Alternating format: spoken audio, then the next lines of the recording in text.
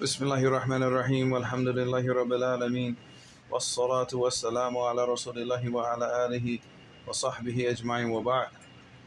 So we're on chapter 7, and this is a chapter on memorizing the Quran. This is not going to be a long chapter because obviously when I was writing this chapter, as I was writing it, I kept it short, and I kept it short with the intentions of expanding the chapter later on to write a book, which I did, which is the Believer's Handbook for Quran Memorization. So, and those lessons, alhamdulillah, those lessons are available on my channel. So anybody that wants to listen to them, they can go and listen to this. So I kept this like just the main points, and then like I said, with the intentions later on of coming and expanding it, which is done. So so inshallah, I'll kind of keep this brief. We're not going to really go into detail in this because I went into detail in the book. So anybody wants to check those lessons out, you can do that. So I said, if you were to ask the vast majority of Muslims in the world, what is the one goal in Islam you wish to achieve before you die, you would find that the majority of the people would say, I want to memorize the Quran before I die. However, when it comes time to put that dream into action, you will find most people do not have the desire to work to achieve their so-called dream, because it's a dream. It's not a goal. It's not a real objective, because an objective, something that you're going to actually work towards. Anything that you're just saying, oh, I want to do this, I want to do that, you're dreaming. This is a dream. To make it reality, you have to start writing it down, you have to plan it out, and you have to put in the work.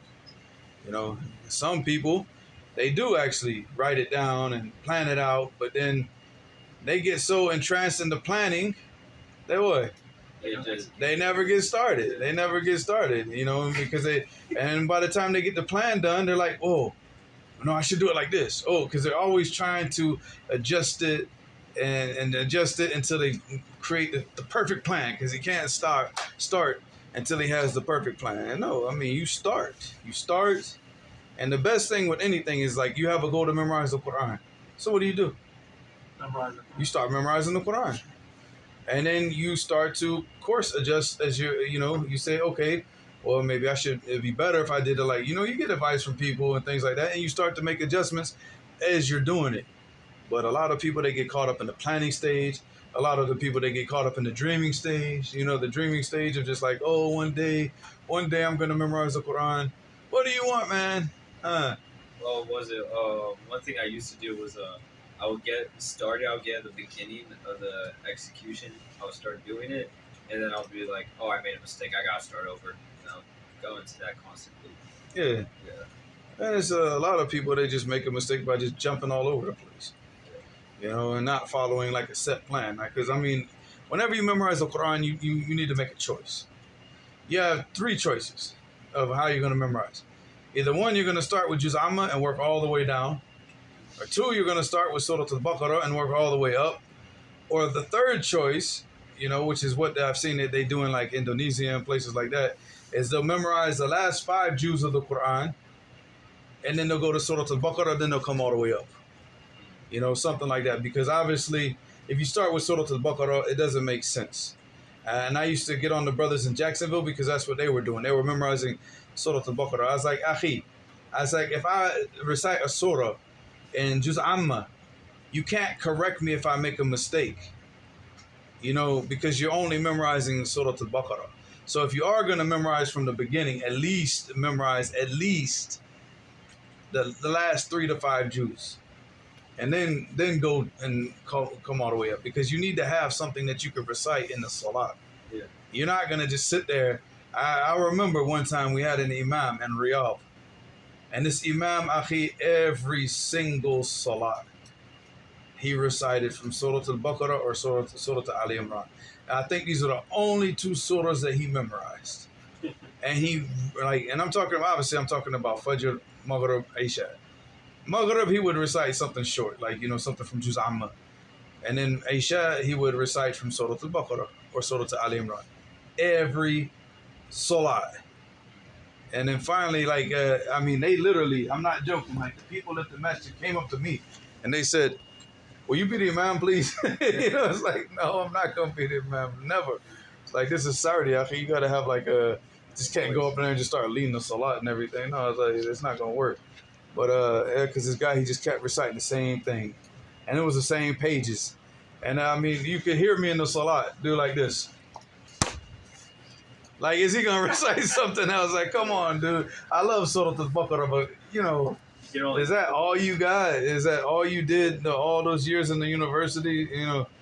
No, come on, man. You're the Imam of the Masjid. Like, spice it up a little bit, But yeah, I mean, obviously, the best thing to do, what you're gonna use in the salat, really, as an Imam in the Masjid, I would say like the last 4 or 5 juz is sufficient. Yeah, that's pretty much all you're gonna recite it. Use it for reciting in the salawat. Other than if you're gonna be obviously leading like Taraweeh. You're going to be leading Taraweeh in Ramadan, and that's a whole different, that's a different thing. But those last 5 ajizat from the Quran, is pretty much, that's what you're going to be reciting all the time, all the time. So, and because the thing is most of the people, they're not going to be able to correct you anyways. So if you're reciting from like Surah Al-A'raf, you're reciting from Surah Yusuf, maybe Surah Yusuf a little bit different because most Arabs, they know Surah Yusuf. But if you're reciting from like Surah Al-Ra'd, or Surah Al-Nahl, and you start to make a mistake, you might not even find anybody in the masjid that can even correct you. So that's another issue, So Allah musta'an. But yeah. Anyway, so let's get back to it. But if those are like the 3 things. Like if you're gonna memorize the Quran, I mean, obviously the best thing is just to go from the top all the way down and work your way down. But some people, they get impatient and they're like, no, I gotta memorize Surah Al-Baqarah. I was one of those people. So I was going down, and then I said, nope. Surah Al-Baqarah, I memorized Surah Al-Baqarah, Surah Al Imran, some of Surah Al-Nisa. Then I went back to the top. Then I had to go back and revise this. Then I go back and memorize more here. Then I got to go back and revise this. So it's too much. And even when I asked the Sheikh about it, I said, what should I do? He said, leave everything that you memorized from the beginning and focus on coming back down. He said, when you get back down there anyways, you'll get it back quickly. But he said, if you keep trying to jump back and forth, he said, it's not going to work. It's not going to work. Can you start with Surah Al-Fatiha and Ayatul Kursi and then go to the top? I mean, you're memorizing Ayatul Kursi because you recite it. You memorize that anyways because you're gonna be reciting that before you go to bed. You recite that after every salat. Yeah, so I mean that's you're reciting that. You're memorizing that for a whole nother purpose. Yeah, but I'm talking about actually memorizing the whole surah. I mean, if you plan on like for me. When I memorized Surah Al-Baqarah, I was praying every night. So that's the reason why I memorized it. Because all the Juz Amma and all that, I'm going to recite that in the salawat. But at night, I want to, flow. So if you're doing it for that purpose, then yeah, I mean, you memorize Surah Al-Baqarah, but then go back and finish and continue going down. I mean, even like right now, I'm in a state of revision, and I'm only focusing like Surah Al-Furqan, Surah Al-Nas right now. That's all I'm doing. But after I do this, once I get done revising that, I'm going to go back and revise Surah Al-Baqarah. Just for that purpose of just having it, even if I just recite it when I'm washing dishes, whatever, but I have it, just to keep revising it. It's still beneficial, but if you have to use it, you have to memorize it for something, so if you're memorizing it for like standing up at night and praying, then yeah, it's beneficial. You're not going to forget it. You're not going to forget it if you're doing that. All right, inshallah. So I said you would find that the majority of the people. All right, I read that. Memorizing the Quran seems to be where everybody places the most importance. It appears that most people place the memorization of the Quran over studying the Arabic, studying of Arabic. And we always talk about this. The people say, "Oh, my time, I have work and everything. What should I focus on?" You should focus on studying the Arabic language, because your goal is to understand what Allah Subhanahu wa Taala is saying more than your goal should be to what. To just memorize it. How many people memorize the Quran, they don't understand what they memorize? I would rather understand it and not memorize it than to memorize it and what? Not understand it. Because these are, throughout the Quran, and just like Ibn al-Qayyim, he mentioned, like the Quran in its entirety, every aspect of the Quran is Tawheed. Everything is Tawheed. So whether it's Ahkam, whether it's, Allah subhanahu wa ta'ala warning the people against shirk and ordering them to worship Allah, worship Him alone with no partners. All of this is Tawheed. Whether it's the stories of the people that got destroyed. Why did they get destroyed? Because they what?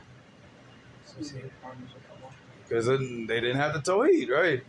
They went against that. They started associating partners with Allah. Allah destroyed them. Allah subhanahu wa ta'ala tells us these stories about the people. The people that He raised up amongst the Ulul Azm and the Rusul and all the other Anbiya that Allah subhanahu wa ta'ala raised them up with what?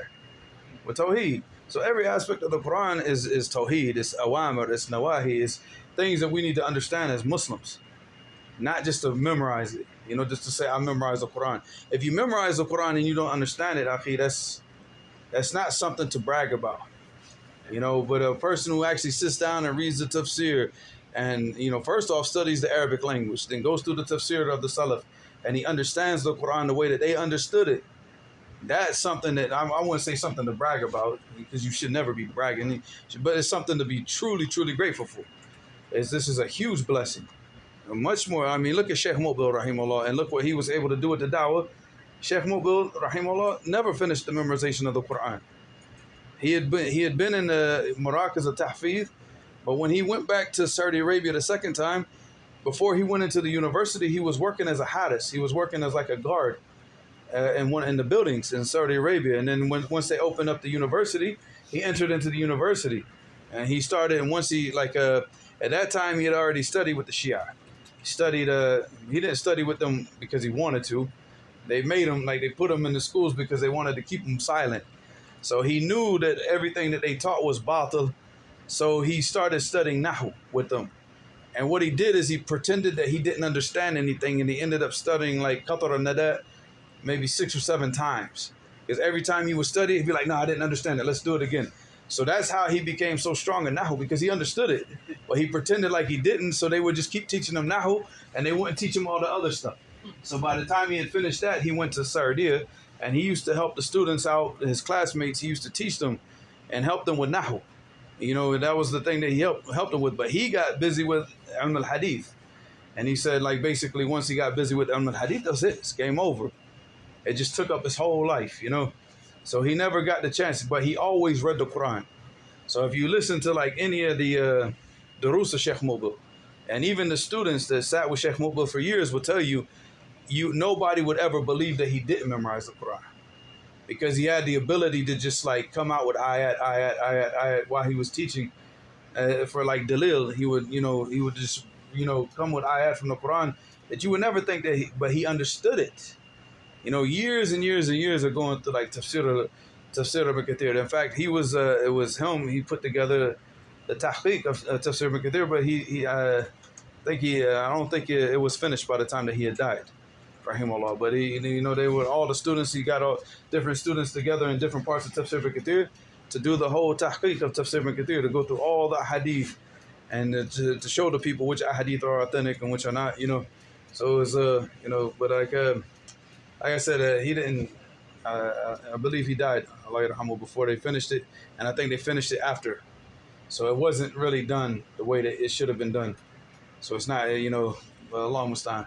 You could imagine what that book would have been like, But he just got busy with hadith. But he's a man that understood the Quran. So he wrote Asbab. He wrote the Sahih Musnad fil Asbab al-Nuzul. He wrote these books, and he taught Tafsir Ibn Kathir. So I forgot my son was down there. I just kicked him. So, and that's more important. And look what he was able to do with da'wah. And look at all these other people that memorize the Quran, but they don't really understand it. And even if they do understand it, they don't act on it. And where's their da'wah? What have they done? Wallahi, outside of just that masjid that they're the imam at, nobody even knows who they are. And it's not about knowing, obviously it's not about trying to become popular and known, and we're not trying to hit celebrity status. But if you have da'wah that's strong, people are going to what? They're going to know who you are. Yeah, you go all around America and ask the people, who is Sheikh Ibn Baz, rahimahullah? People know him all over America, right? And he's been dead for what? More than 25 years, 26 years. He's been dead. Allah yarhamu. Sheikh Al-Uthaymin's been dead for 25 years. Well, actually, no, Sheikh Ibn Baz has been dead for now 27 years. I forgot what year it was. I'm still thinking it's 2025 or so. Yeah, so it's been before I was born, and I know. He was, because he died in '99. So and Sheikh Al-Albani, everybody knows who he is, and he died in '99. And Sheikh Al-Uthaymin, died in 2001. So you see, and everybody knows who they are. the dawah, because it was their understanding, the knowledge that they had and their action. It wasn't just they just memorized stuff. So it's really the focus should always be on trying to understand. I mean, obviously, the best case scenario is what? Yeah, you study the Arabic language, you memorize the Quran, and you understand it at the same time. You seek to understand it while you're memorizing it. All right, so I said I am not one of those people. Where are we? It appears that most people place the memorization of the Quran over the studying of Arabic. I am not one of those people. It is more important that you understand the speech of Allah than it is to just simply memorize it without understanding. That is why my advice from the beginning is to memorize continuously with your studies of Arabic. However, you should not get so focused on memorizing the Quran to the point that you neglect your studies of Arabic. Again, understanding is more important than memorizing. I like the combination of the two. I read it like there was about to be more, but no, okay. I like the combination of the two. Now, the most ideal setup is that you finish memorizing the Quran as you are wrapping up your Arabic studies. That would be perfect. This chapter is not for the perfect setup. Now that you have completed your studies of the Arabic language, you should be able to sit down and memorize the Quran with much more ease.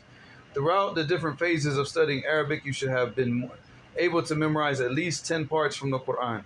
If you did more, that is good. If you did less, that is fine. You will have to make a plan based on your abilities and time restraints. If you have memorized 10 parts of the Quran, you should be able to finish the rest in about 2 years' time. And that depends on, again, the memory of the person and how much he's memorizing at a time, how much free time he has. Because, as you get older and you got responsibilities, you're not going to have 3-4 hours a day to sit down and just go over one page over and over and over. So it's going to differ from person to person, and everybody's abilities are going to be different. To do that, you will have to memorize close to 17 pages a month for the next 24 months.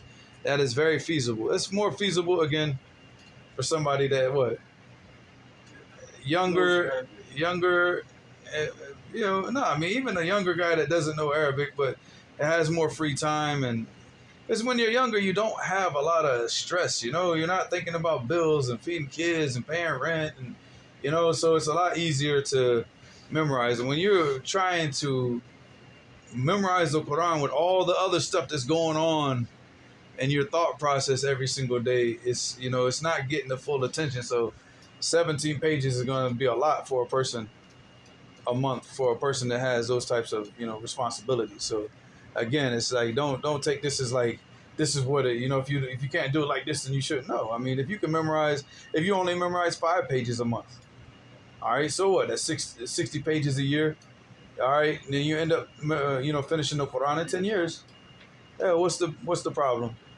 10 years is going to pass regardless, whether you memorize, whether you don't memorize. If Allah subhanahu wa ta'ala has written for you to live for those 10 years, you're going to live those 10 years, right? They're going to pass regardless. And, so pass with what? Well, what's the blessing? What did you get out of those 10 years? So if you were able to just do that, 5 pages a month, all right, that's all I'm going to memorize. And you did that. Okay, alhamdulillah. What is 5 pages? That's 1 page every 6 days? I think any human being could do that, right? I don't think there's a human being on the face of this earth, I don't care how bad your memory is, every human being can memorize 1 page. I think a dude with Alzheimer's could do that. He'll forget it the next day, but at least he got it that day, But I think, other than people with Alzheimer's, but I'm pretty sure that everybody can manage something like that. 1 page every 6 days, So, and if you follow the program that I'm going to lay out, you'll see, you're probably only going to be doing that for maybe the first year or two, and then you'll start to speed up, inshallah. I said that is very feasible. However, if you do not feel that you can finish memorizing that quickly, modify the program to support to suit your needs and capabilities. So the program that I wrote in the actual book was based on memorizing 1 page every 3 days, and on average. Because if you're memorizing 1 page every 3 days, that means you're memorizing 10 pages a month. That means 120. Well, you kind of have to memorize more on certain months, because why? Yeah, you're not going to be memorizing in Ramadan. So that's a whole month gone. So that's 10 pages that you're going to have to memorize, maybe an extra page here, an extra page here. But okay, whatever. Well, we could deal with that. But to memorize 120 pages a year, so you can finish the Quran in 5 years. So, again, that's feasible. Obviously, if you really have time restraints, then I would go with the 10-year program, once every 6 days. But I think the average person should not have a problem memorizing one page every 3 days. The average person. I mean, wallahi, if you just got up and read your portion of the Quran in the morning before you went to work, you took a mushaf with you, and every time that you had a break, you just took the mushaf out and just read that one page over and over and over. You're sitting at a red light, maybe certain red lights in the intersections. It's very long. Pull out just have the mushaf sitting there, and just pick it up and start reading that page. Or if you've already got it memorized, like where you can read it from your memory, then just keep repeating it. I mean, throughout the day, you shouldn't have a problem reading like 40, 50 times that one page. And if you do that 3 days, that's like 50 times a day for 3 days. That's 150 times. The average person would memorize that page in 150 times. The average person. So, again, I mean, you look at your abilities. And I said, I'm going to write this plan out for a person that is starting from nothing. Each person has memorized different portions of the Quran, so you have to find where your starting point is and get started.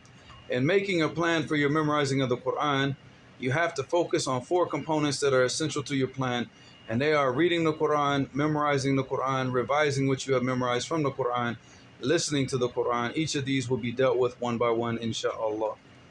All right, so reading the Quran is the focus. And in fact, you should already start doing that before you even start memorizing. If you're oh, I'm scared about starting to memorize. Okay, don't start memorizing. Take the last 2 juz Amma, Juz Tabarak. Today, read Juz Tabarak. Tomorrow, read Juz Amma. And just keep doing that every 2 days. Do that for a month. And how many times are you going to read those 2 juz? 15 times each. So, but the thing is, they're going to start to get settled in your memory. And then when you start to memorize it, you're going to start to find it's going to be a lot easier. And you memorize Juz Tabarak, or you memorize Juz Amma first. Okay, let's say you memorize Juz Amma first. Now you're moving on to Juz Tabarak. So add a third juz, a juz called Sami', and read juz called Sami' one day, which is the 28th juz, the 29th juz the next day, and the 30th juz the last day. And just do that every 3 days. Now you're going to read each one 10 times a month. And, just that repetition of reading. And it's not just the repetition of reading, because what are you doing? Not only are you reading and starting to put into your memory what you're about to memorize, but you're also revising what you've already memorized. Because if you've already memorized Juz Amma, every 3rd day you're going to be reading Juz Amma. So every 3rd day you're going to be what? Revising Juz Amma. Then when you finish Juz Tabarak, same thing. Every 3rd day you're going to, the 2nd day you're going to revise that. The 3rd day you're going to revise Juz Amma. So it's just, that reading program is the most important thing for me. Like that's where everybody should start. So if you for example, how much Quran have you memorized now? Up to Surah yeah.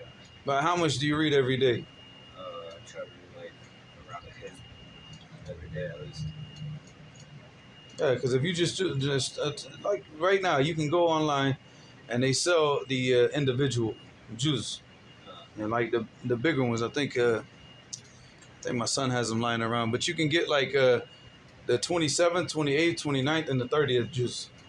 And they also have the same thing for Surah Al-Baqarah. And then after that, they have what they call Ruba' Yasin. There's a Yasin from that section of the Quran. That's 1/4 of the Quran. So they call it Ruba' Yasin. So once you memorize those 4, then you can take that Ruba' Yasin, which is from Surah Yasin all the way down to Surah Nas, and you're going to read 2 juz every day for 4 days. Because it's not 8 juz, but it's close. It's close. It's close to 8. It's like 7. It's about 7.5, something like that. But you do that every day. Every 4 days, you read all 8 of those juz. And then once you do that for an entire year. Just imagine how easy it's gonna be to recite. Because right now, what I told you, right now I'm only focusing on. I don't care everything else that I memorize. I said right now I'm only focused on Surah Al-Furqan, Surah Nas. That's 12 juz. I read 2 juz every day for 6 days. That's it. But I do that every day. every day, and repeat it and repeat it and repeat it and repeat it and repeat it. Khalas. And all the stuff that I had forgotten over the years, because when I was in Saudi Arabia, I was there illegally. So when I had to work a lot just to make the money to be able to support my family. So sometimes I'd be working like almost 15 hours a day, and I spend, maybe an hour or more in a taxi, just going to these different jobs because Riyadh is so big, and there's a lot of traffic on Malik Fahad, like the main expressway. A lot of traffic. You can get stuck in traffic and read like 20, 30 pages of a book in traffic, and I know because I've done it before, and that's serious. I'm talking about Arabic books, is where it takes about 3 to 4 minutes just to read one page. So yeah, that's how many. That's how long you sit in traffic, But and still was able, yeah. What was I saying now? 'Cause I'm tired. Sorry. What was the original thing that I was talking about? Oh, but I mean, with the work and everything, so I forgot. I started forgetting a lot because I wasn't able to just keep up, with this. I come home, I got a family, I got to do this, I got to help out with the house, so you start to forget. And then over years, just like the years of reading, it's just gonna stockpile. But when you have years of neglect, what happens?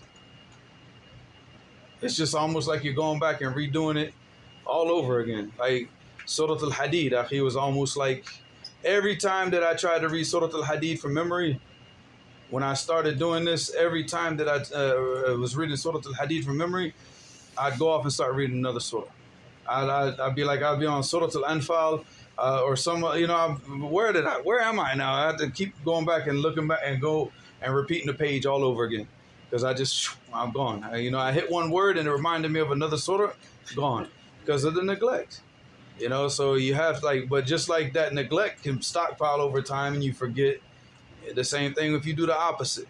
If you start, so now when I went back and started I said, okay, I'm only going to do these 12 Jews. In my mind, I got to go back and revise this. I got to go back. No, I said no. And at least I would say about 50 times over the last 6 months that my mind has been trying to tell me to go over here, go over. I said, no, just focus on these 12 Jews. That's it. I'll get that later. I'll go back and revise all that stuff later, and then mashallah, everything starts to come back. Everything starts to come back.